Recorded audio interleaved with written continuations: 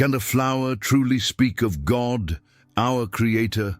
The Christian tradition has always believed so, and among all the blooms that faith has placed in the hands of the Blessed Mother, none have whispered that truth with as much power as the rose. 3 roses in particular, one white, one red, and one yellow, have in these past decades become the very heartbeat of a devotion that has traversed the globe with the silent, steady speed of someone touching something profoundly true. This is the story of that devotion, told with deep love and uncompromising honesty, the story of Our Lady, the mystical rose. Chapter 1. The Rose at the Heart of Mary. Why the Church has cherished the rose as a Marian symbol since the dawn of our faith. Long before the specific title of the mystical rose emerged, the rose was already the preeminent Marian symbol within the Church's tradition.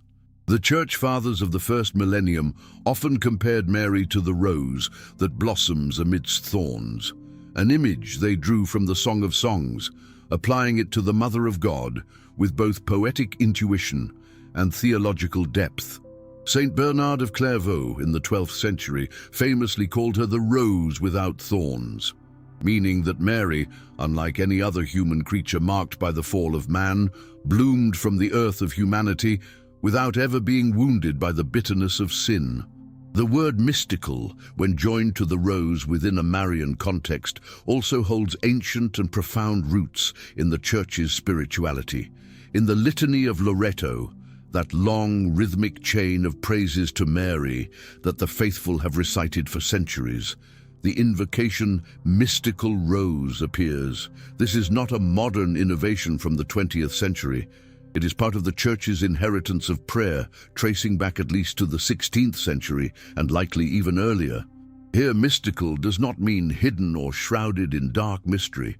It means belonging to the divine mystery, participating in a reality that far exceeds our ordinary understanding. Furthermore, the rose possesses a rich symbolism that theology has long embraced.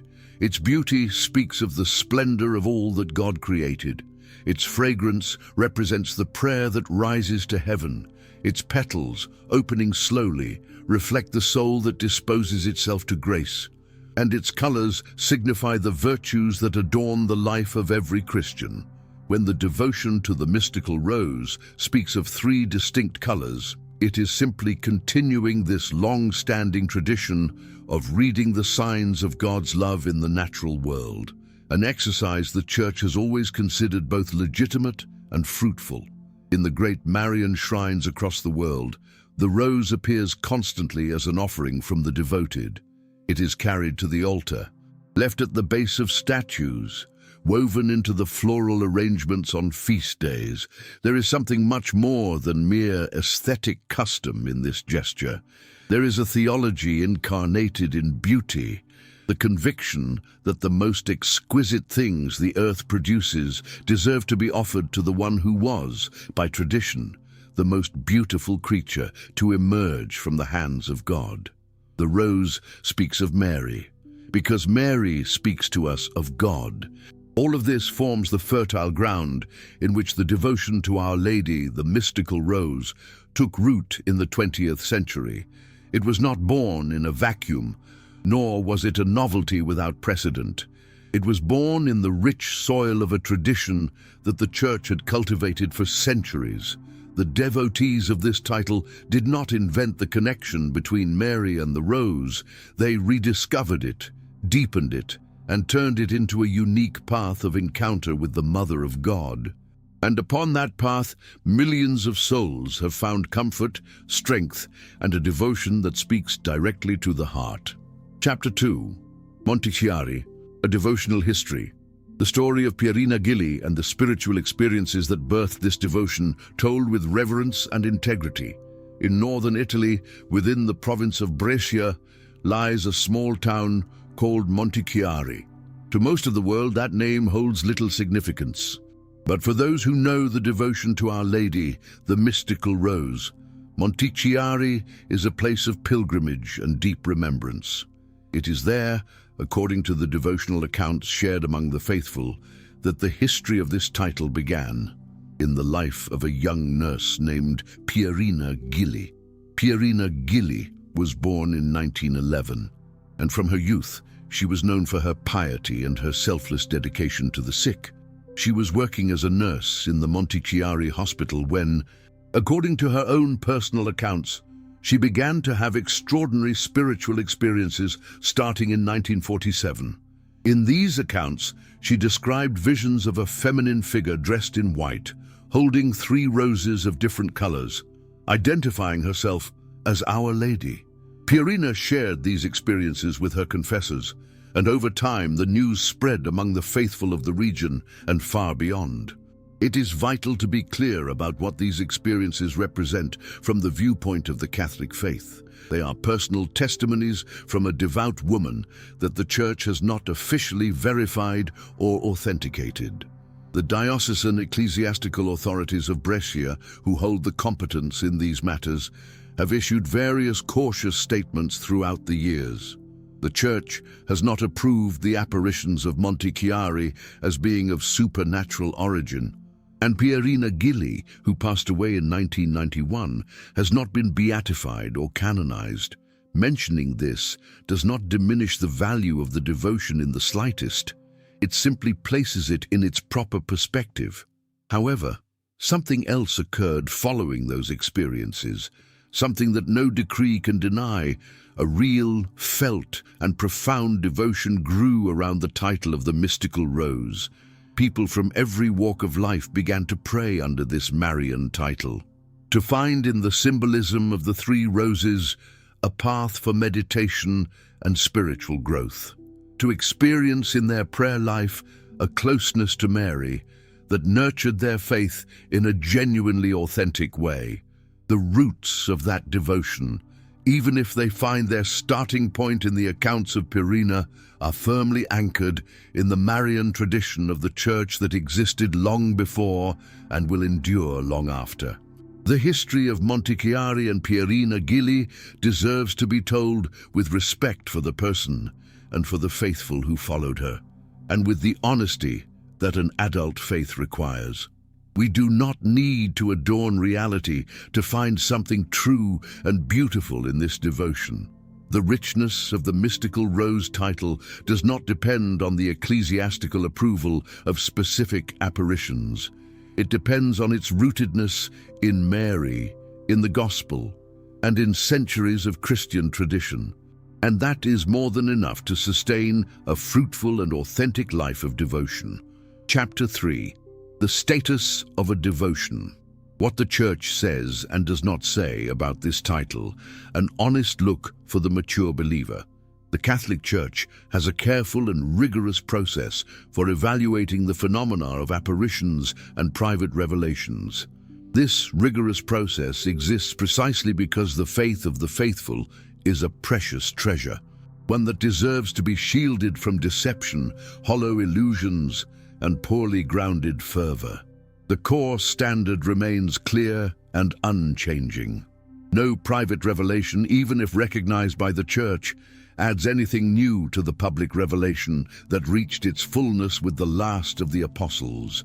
Approved apparitions, such as those at Lourdes, Fatima, or Guadalupe, serve as helpful guides for the life of faith. They are not meant to expand the deposit of faith itself. Regarding the devotion to the mystical rose of Montechiari, the stance of the Church has been one of sustained caution. The bishops of Brescia, who hold the responsibility for evaluating such phenomena within their own jurisdiction, have not granted approval for these apparitions as being of supernatural origin. This means that the Church does not certify that the visions reported by Pierina Gilli are authentic, and the faithful are under no obligation to believe in them. Yet this position does not equate to a formal condemnation. It simply signifies that the available evidence has not led the Church to issue a positive judgment. What then can a devotee of the mystical rose do with this understanding? Actually, far more than might appear at first glance. You may pray under this Marian title with complete liberty, because invoking Mary as the mystical rose a title that already existed in the Litany of Loreto long before the events at Montichiari, is a perfectly legitimate act of piety. You may contemplate the symbolism of the three roses as a path towards spiritual growth. You may participate in devotional groups that gather under this invocation. What you cannot do, if you wish to remain faithful to the spirit of the Church, is present the messages of these specific apparitions as authoritative teachings of Mary or as promises guaranteed by heaven.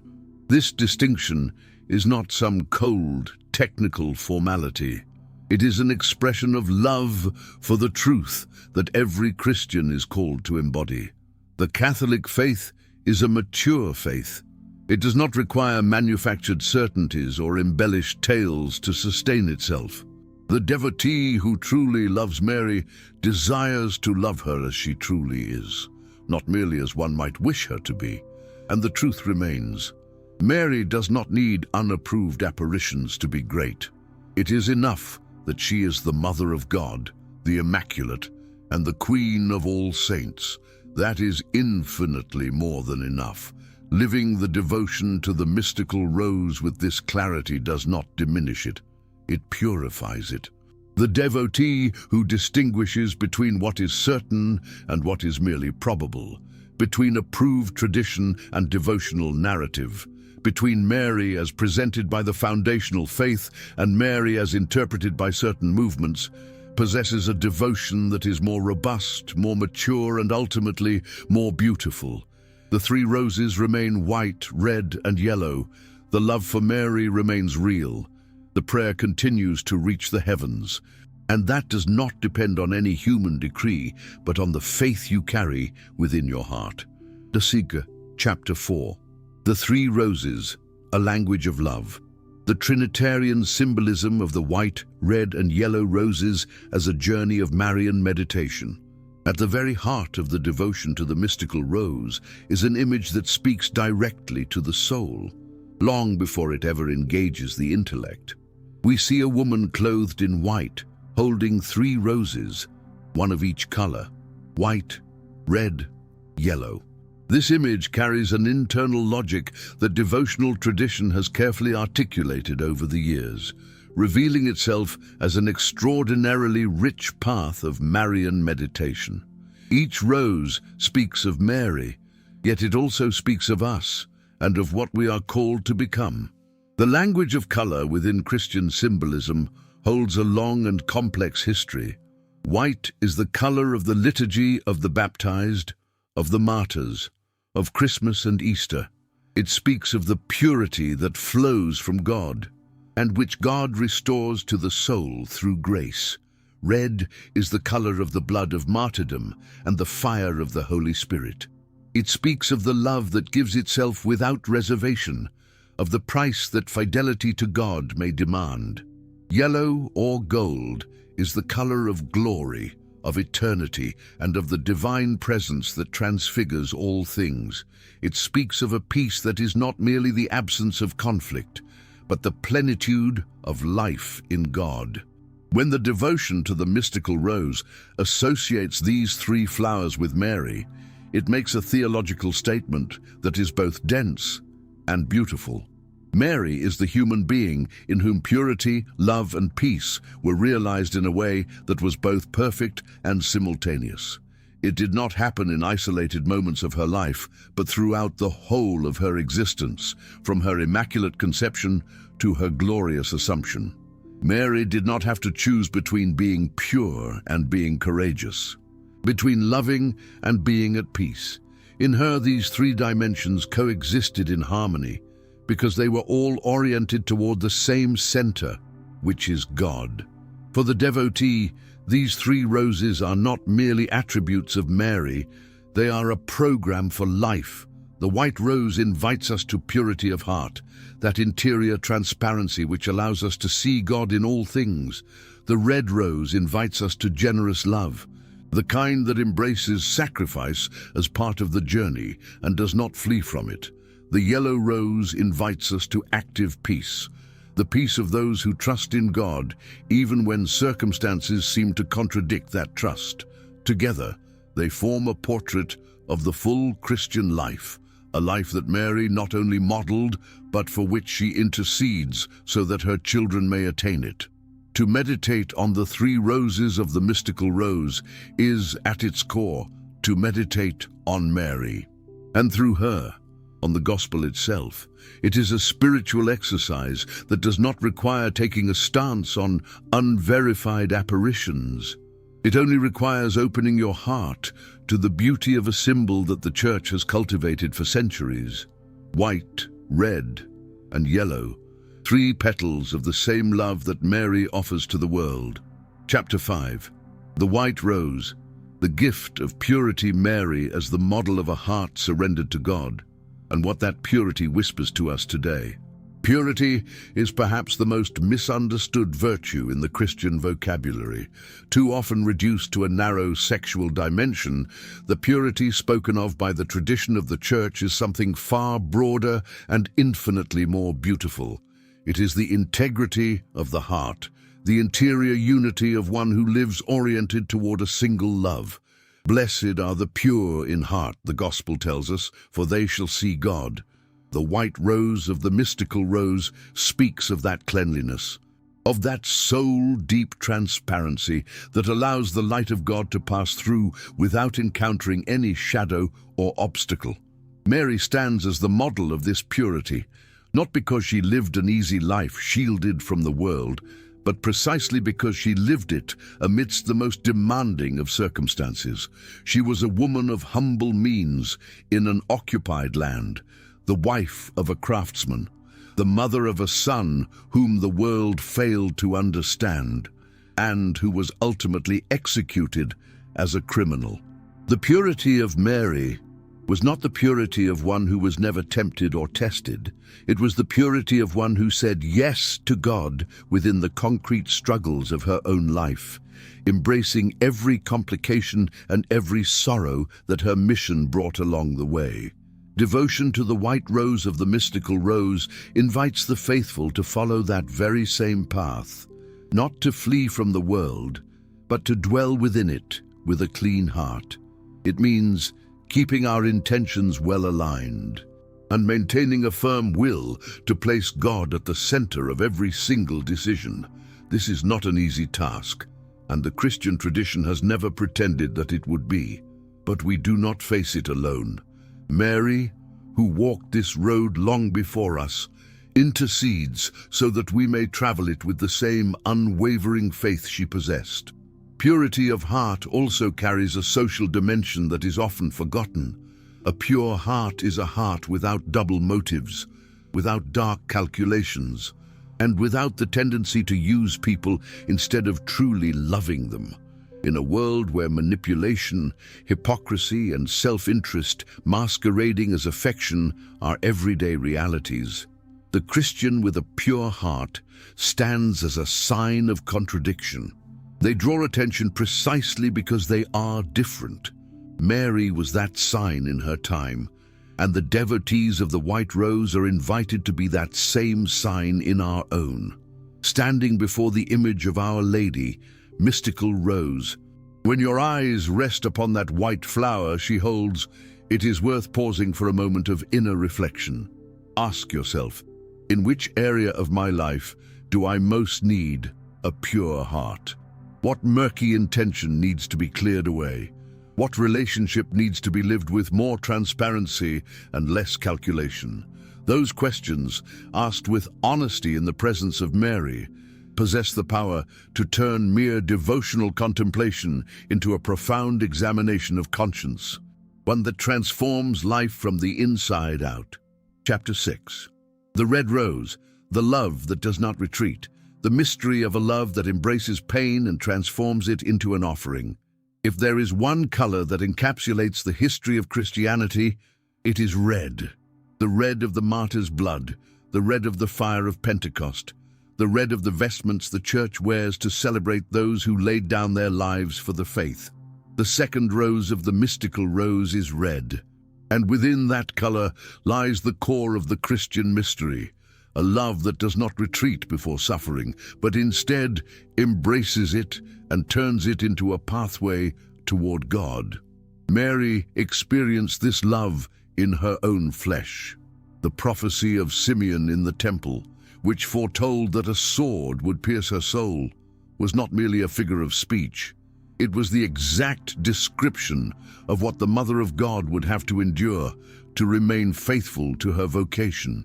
She stood at the foot of the cross when almost everyone else had fled. She held the lifeless body of her son in her arms. She kept believing when everything seemed utterly lost.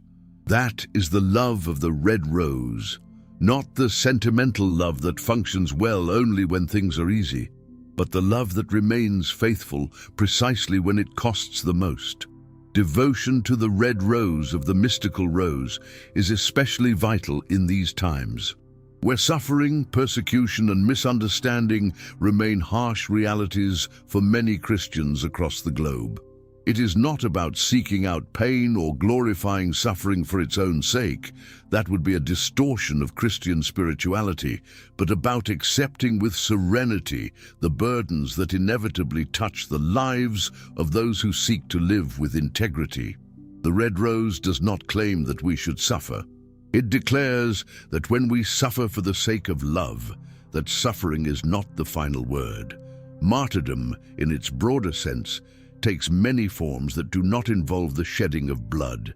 There is a daily martyrdom that consists of remaining faithful to the truth when lying would be more comfortable, of defending the vulnerable when siding with the powerful would be more profitable, and of forgiving when harboring resentment would be far easier.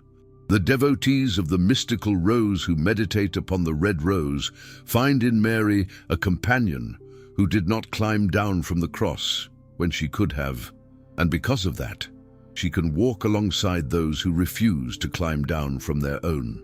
Before the red rose, the devotee's prayer takes on a different tone. It is no longer just the petition of one in need. It is the offering of one who longs to love truly. Lady, teach me to love as you loved. Teach me not to pull back my hand when love becomes difficult. Teach me to find in my pain, not a trap, but an opportunity to grow. That prayer, when it rises from the depths of the heart, has the power to transform not just our devotion, but our entire way of existing. Chapter 7. The Yellow Rose. The peace the world cannot give, peace as the fruit of grace and a gift for those who trust in God amidst the storm. Peace I leave with you. My peace I give to you. Not as the world gives, do I give it to you. These words of Jesus in the Gospel of John are the key to understanding the yellow rose of the mystical rose. Christian peace is not the absence of problems. It is not the artificial calm of one who chooses to ignore reality, nor is it the comfort of one who has every material need met. It is something deeper and far more stable. It is the serenity of a soul that rests in God even when everything around it is shifting. The confidence of a child who knows their father will never abandon them, even when they do not understand what is happening. Mary lived this peace in an eminent way, not because her life was simple, we have already seen that it was not, but because her faith was deeper than her fears, and her trust in God was greater than her doubts. When the angel announced something she could not fully grasp, she asked with simplicity, and then said, yes. When Joseph did not understand the situation, she waited in silent prayer. When Jesus was 12 and stayed behind in the temple without notice, she sought him without losing her inner composure. And when everything fell apart at Calvary, she remained standing at the foot of the cross. That is the yellow peace of the mystical rose, the peace that endures. Devotion to this third rose has a very practical application in daily life. The peace Mary offers is not an emotional state reached only by meditating in quiet places. It is an inner attitude built in the heat of real life, during family disagreements, in moments of professional uncertainty, in the face of daunting medical diagnoses, and during the sleepless nights that bring questions with no easy answers. In all these moments, invoking Our Lady, mystical Rose, as Queen of Peace is not an escape from reality. It is an act of total surrender that places our reality firmly into the hands of God. There is something about the color yellow that Christian symbolism links to eternity and glory. It is the color of gold, of the sun, and of the light that never fades. The peace symbolized by the yellow rose holds this eschatological dimension. It is a foretaste here in time of the fullness that only heaven can offer in its finality. The devout soul who prays under the mantle of the mystical rose is, in the deepest sense, asking for a glimpse of eternity. It is that profound taste of God that He occasionally grants during moments of deep prayer, making all other things seem, while still tangible, far less absolute and far less threatening. The yellow rose is perhaps the most challenging to receive, for inner peace is the virtue that costs the most to maintain, and the one the world most eagerly seeks to steal away. Precisely for this reason, it is the most necessary. As we draw near to Our Lady, the mystical rose, this July, it is well worth pausing before that third petal. We must ask with simplicity for that which only Mary can secure for us, a peace that does not depend on outward circumstances, a serenity that flows directly from faith, and a trust that transforms every day, with all its trials, into a sanctuary where God is present and actively working. Nun, chapter 8, a devotion that took root. How millions of the faithful embraced this invocation and wove it into the very fabric of their spiritual lives. A question that might arise for anyone familiar with ecclesiastical history is this: how could a devotion grow so vast without the formal official approval of the reported apparitions that first gave it life? The answer is illuminating, for it reveals something vital about how the faith of the people truly functions. The devotion to the mystical rose expanded because it answered a genuine spiritual thirst, and because its theological content, the symbolism of the three roses, the meditation upon Mary's virtues, and the unwavering trust in her intercession, was intrinsically solid and deeply nourished by the tradition of the Church. Beginning in the second half of the 20th century, prayer groups under the title of Our Lady, the Mystical Rose, began to emerge in Italy, then in Spain, reaching Latin America and the Philippines, which today holds one of the most vibrant and widespread expressions of this devotion. Each group possessed its own unique character, its own rhythms of prayer, and its distinct cultural expressions. Yet, they all shared the same heart, a filial devotion to Mary, the meditation on the three roses as a spiritual blueprint, and the lived experience that this devotion worked. It fueled their faith, sustained them through the darkest hours, and brought them closer to the Almighty. It is deeply significant that this devotion resonated so profoundly among those traversing paths of suffering or searching for intense spiritual meaning, for the sick and their families, for those suffering a crisis of faith, for communities living under religious persecution. In all these contexts, the image of Our Lady, the mystical rose, with her three distinct flowers, found a unique resonance. Perhaps it is because those three roses speak the universal language of suffering transformed into love, of a darkness that does not have the final say, and of a peace that can dwell alongside even the deepest pain. That language requires no official decree to be understood by the heart. The priests and religious leaders who provided spiritual guidance to these groups generally maintained a wise, pastoral approach. They encouraged the devotion in all that was deeply rooted in the faith. They corrected it whenever it drifted toward excess, and they always kept the focus on the truth, that the center of the spiritual life is never a specific devotion, but rather the sacramental life, liturgical prayer, and active charity. That prudent guidance ensured the devotion grew without veering off course, bearing fruits that were truly evangelical.